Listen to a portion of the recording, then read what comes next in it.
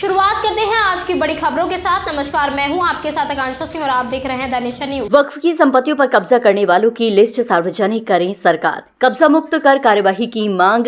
वसीम राइन, राष्ट्रीय उपाध्यक्ष all India Pasmanda मुस्लिम महाज। वक्फ संशोधन बिल को राष्ट्रपति द्रौपदी मुर्मू की मंजूरी मिलने के बाद भी विरोध रुकने का नाम नहीं ले रहा है। राजनीतिक पार्टियां all India Muslim personal law board के साथ ही तमाम मौलाना इस बिल के विरोध में सरकार के खिलाफ प्रदर्शन कर रहे हैं। इसी बीच राष्ट्रीय पसमानदा मुस्लिम समाज वक्फ संशोधन अधिनियम 2025 में समर्थन में सरकार के साथ खड़ा है और वक्फ संशोधन अधिनियम 2025 से काफी खुश है। ऑल इंडिया पसमानदा मुस्लिम महाज के राष्ट्रीय उपाध्यक्ष वसीम राइन ने विरोध करने वाले मौलानाओं के खिलाफ खुलकर बयान दिया है।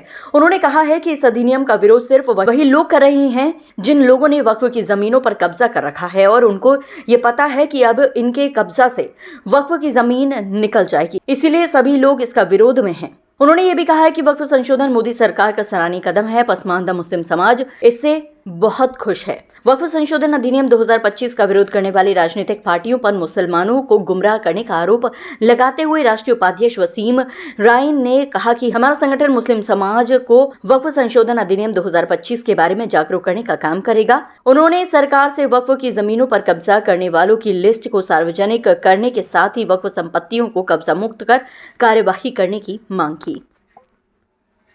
देखिए, इत्तेफाक की बात यह है कि जितने लोग विरोध कर रहे हैं, चाहे मौलाना अरशद मदनी साहब हों, चाहे महमूद मदनी हों, चाहे ओवैसी साहब हों या पर्सनल लॉ बोर्ड के जो पदाधिकारी हैं, वो एक तहरीक चला रहे हैं। क्योंकि परेशानी इन लोगों को इसलिए है क्योंकि यही लोग हैं जिन लोगों का वक्फ की ज़मीनों पर कब्जा है। हकीकत में वक्फ की ज़मीन जिन गरीब पसमानदा मुसलमानों के लिए, यतीम बच्चों के लिए, बेवा औरतों के लिए थी, उनका कोई कब्जा नहीं है।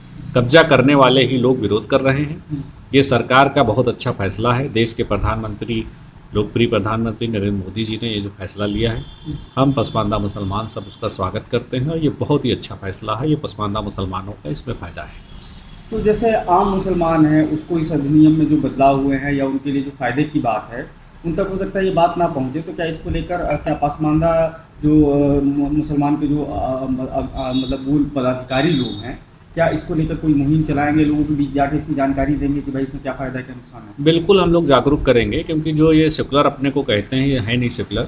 चाहे सपा हो, चाहे कांग्रेस हो, यही लोग विरोध कर रहे हैं। क्योंकि ये जो अरशद मदनी साहब हों या ये उन्हीं सेकुलर बताकर आज तक वोट पसमानदा मुसलमानों को दिलाते चले आ रहे हैं। ये उन्हीं के गुर्गे हैं ये लोग।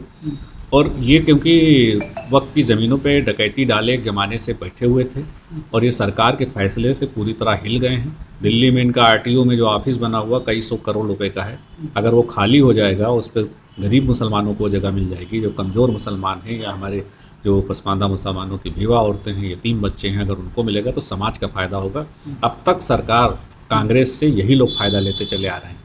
अगर वाकई में मुसलमानों के हमदर्द थे तो आर्टिकल 341 पर कांग्रेस ने धार्मिक पाबंदी लगाई थी कि जो मुसलमान है, अगर हिंदू नहीं मानने धर्म नहीं है, अगर मुसलमान है या ईसाई है, क्रिश्चियन है, तो उसको इसका फ़ायदा नहीं मिलेगा। आज तक किसी, चाहे मौलाना अरशद मदनी हो, जमीयत उलमा हिंद हो या पर्सनल लॉ बोर्ड ने कभी कोई आवाज़ नहीं उठाई। अगर ये वाकई में पसमानदा मुसलमानों के, सारे मुसलमानों के हमदर्द थे तो आज तक कोई आवाज़ क्यों नहीं उठाई? और विरोध करने वाले लोग सिर्फ अपना फ़ायदा देख रहे हैं। और सरकार से हमारी मांग है कि इन लोगों के जिन प्रॉपर्टियों पे कब्जा है, मौलाना अरशद मदनी, ओवैसी साहब, महमूद मदनी, इसको जो है प्रकाशित कर दें, सार्वजनिक कर दें कि इनका कितनी प्रॉपर्टी पे कब्जा है, ताकि आम जो मुसलमान हैं उनको पता चल जाए कि ये हमको गुमराह कर रहे हैं अपनी प्रॉपर्टी बचाने के लिए, या हकीकत में कुछ है इस बिल में। तो ये बहुत ज़रूरी है कि इनकी जो सार्वजनिक हो जाएगी वो चीज़, तो जनता के और मुसलमानों के सामने आ जाएगी कि कितनी प्रॉपर्टी कब्जा की हो, इनकी प्रॉपर्टी वो खाली करेंगे, इनके खिलाफ कार्रवाई। ऐसे ही और अपडेट्स के लिए बने रहिए द नेशन न्यूज के साथ।